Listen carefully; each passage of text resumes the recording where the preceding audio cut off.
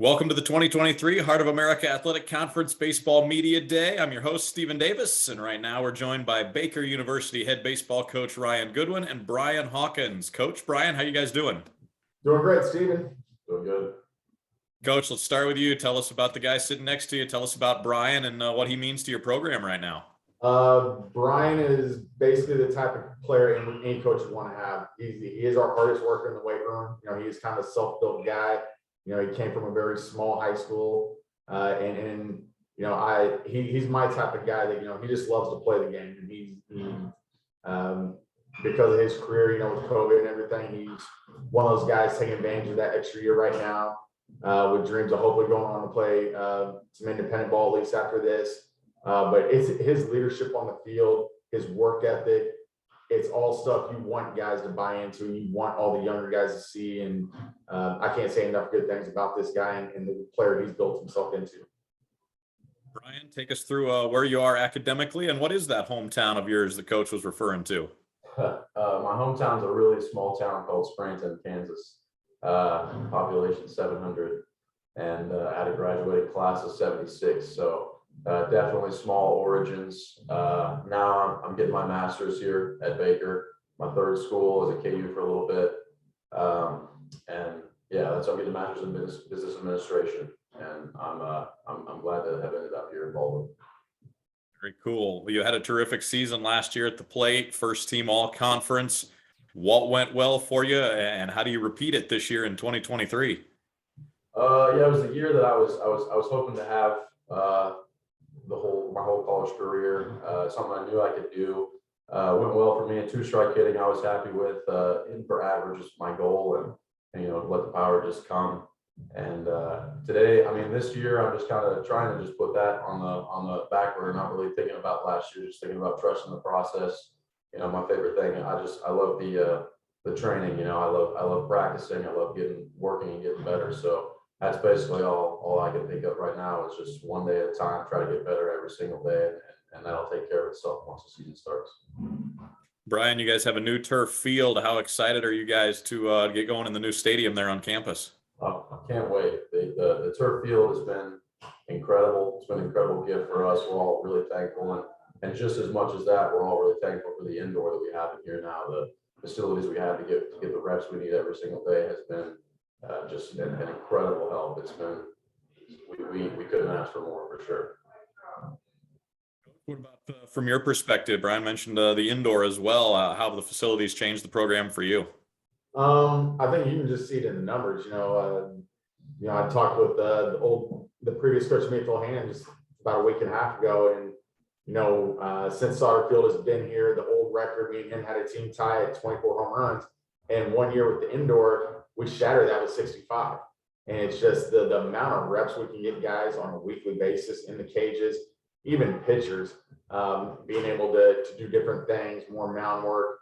You know, we used to have, you know, one cage in a gym essentially at times, and we had it for an hour and a half, you know, a day. Now we're in here all day. Guys coming around their class schedules are hanging out all the time. It's just the vibe it creates amongst the guys. It's really been a game changer for us, and how the guys approach the game, how much better we can coach guys up, and honestly, recruiting guys come in and see, and they're like, oh wow, okay, Baker has this. I better take this more serious. So it's definitely been a blessing. Well, even with that, you guys are still heading south to play some games to open the year, going to Louisiana and Texas. Coach, what are you looking for in those early season games from your squad? This squad's a team I believe a lot in, and I probably bit off more than about anybody would want to in February. But you don't do that if you don't believe in the squad that you got. And our task is to go down there. You know, we played a brutally tough schedule last year, and if we would have had a softer schedule, maybe we would have had shot an opening round bid. I don't know. We were close, 2026. This year we're playing actually a very similar schedule when you look at the whole body of work, but we got basically everybody back. So it's something where we're battle tested. So that's why I felt comfortable trying to schedule the way we did. I know our first weekend you got LSUA and Loyola, both were in the tournament last year. Loyola's preseason top 23. And why not? Let's just throw in the reigning national champs for fun, right? Southeastern. So let's go play those guys too. Why not? I think it's going to be great for our guys to see that level of competition and know, hey, this is what we're shooting to be at the end of the year. This is where we need to get. And so, we may take a few lumps in February, but that's fine. We're going to be better for it come March and April. Coach, you mentioned about everybody back and from a team that won 28 games a year ago. I don't want you to run through your whole roster here, but who are some of the leaders that you're counting on both on the mound and at the plate this year?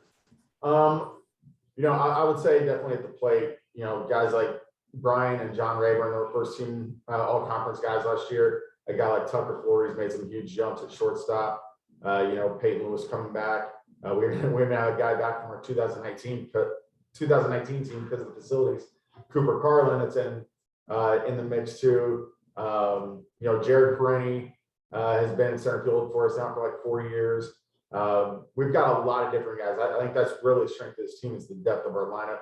On the mound, we're still trying to figure out exactly what we want to be on the mound. We've got most of everybody back, but we got, we may have some roles shifting. I mean, off the top of my head, probably a guy like Christian Spitz would be a guy to watch eventually. And Caden Pogue was in our rotation all last year. He did a great job for us. And it's just a lot of other guys that, have either improved and are challenging guys. So we're still kind of in flux on what we're going to be like on the mound. Here's the $1 million question, though, for you, Coach. After a solid season a year ago and a nice run in the conference tournament, what do you hope your team takes from last year and the experience they gained to be able to take some steps forward this year? I think we all know, as good of a year as we had for what Baker baseball traditionally has been the past 20 years, I think we all know we left a few games on the table. I know one that sticks with all of us a little bit is the last game at the conference tournament against Clark. And Clark did a great job coming back to beat us that game. Isaac Rody pitched his butt off, but that was a game we had control of and we should have finished that one. And if we finish that one, where do we go from there? Do we win those next two? Does it give us a chance again?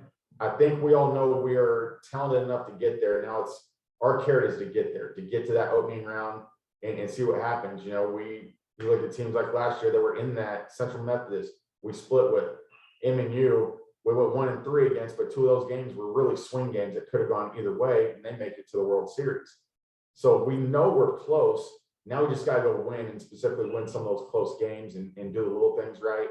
The one thing I will say about this group is I've had a lot of this group now for at least 3 years, and it makes it so much fun. The growth I've seen amongst all these guys coming in the yard and wanting to coach these guys and want to see these guys have success and really, a lot of these guys, we're very senior heavy. We want to see them finish it off on the right way. So, Brian, you're a catcher.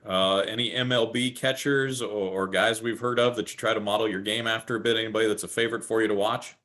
There's a catching coach named Tyler Goodrow that I follow on social media. I actually talked to him a couple times in DMs and stuff, and he's helped me out a lot. And in terms of catching in the MLB, obviously Salvador Perez is an A1 guy to follow and just see how much he loves the game.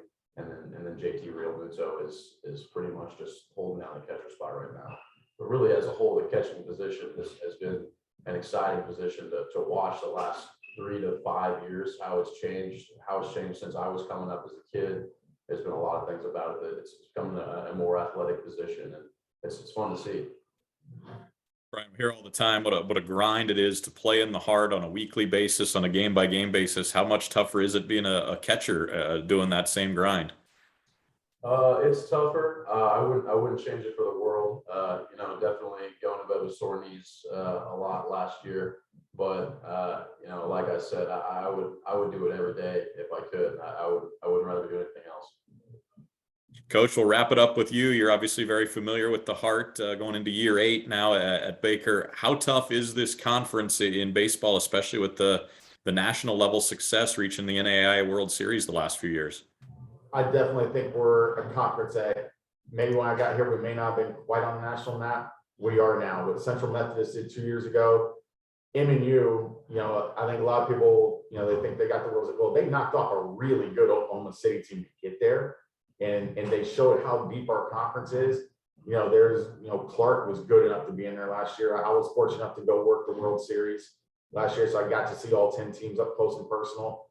And one of my biggest takeaways is, those elite teams last year. Did we have one of those teams at that level? Not necessarily, but we had, in my mind, walking away talent-wise, we had 4, 5, 6 teams in the Heart last year that if you catch the right break, and if you get to the right opening round, could have been possible teams that did win an opening round. And so I think we just have a lot of depth in this conference right now, a lot of great coaches that have, historically have had a lot of success at programs. So it makes you have to be on your game every single weekend. And it just makes us better. Each team, you keep playing that competition, you got to bring your A game, because if you don't, you're not going to have the weekend you want to have. And so it's fun, it's a challenge, it's a grinder, and it's just a great time to be in the conference. Coach Goodwin, Brian, thanks for the time. Best of luck to the Wildcats this year. Thanks, Stephen. Appreciate it. Thank you.